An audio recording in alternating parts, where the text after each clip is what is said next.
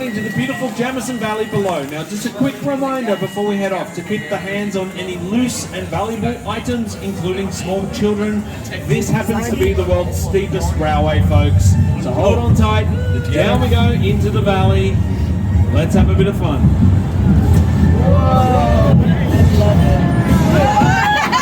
Whoa! Whoa! Yikes!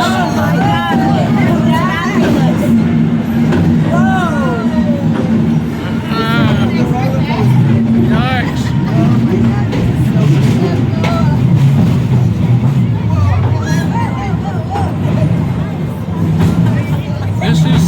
This is steep. This is really steep.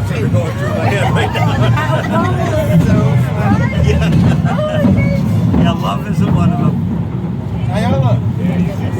Ayala.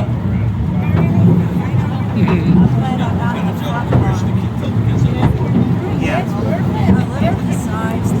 Yeah, I know. That's pretty cool. Wow.